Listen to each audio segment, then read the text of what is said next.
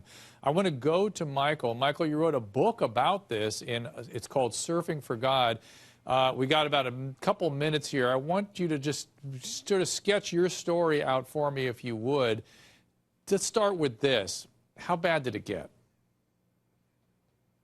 It got really bad, Dr. Drew. The background very quickly is I was born into an Irish Catholic alcoholic family. My father didn't get sober until the second grade. And in that family, through an uncle, I was sexually abused, and that profoundly confused me in terms of sexuality and intimacy, and shame was embedded deep inside of me. And I was utterly ill-equipped as I went through my adolescence and into early adulthood to have an intimate relationship with another human being.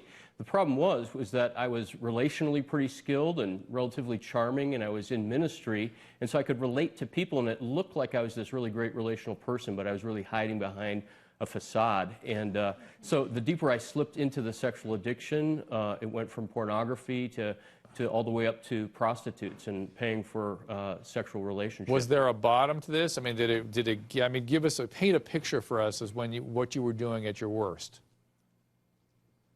The bottom really was the day that I was discovered, July 10th, 1994. No, I'm not. I guess that's not my. Yeah. What were you doing? Because people don't understand where sexual addiction takes people.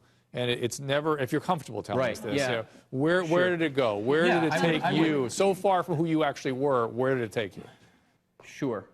Yeah, the double life looked like this. On the outside, I was this minister and squeaky clean pastor by day. And pre-internet, I would go to adult bookstores and video arcades where one would access pornography and hope to encounter physical relationships. I would go to bars and I would drink excessively and abuse alcohol. I would go to strip clubs and massage parlors, and then ultimately it took me to both high-priced escort services and the alleys and back roads seeking prostitutes. And one of the things about the addiction was I became more and more deceptive.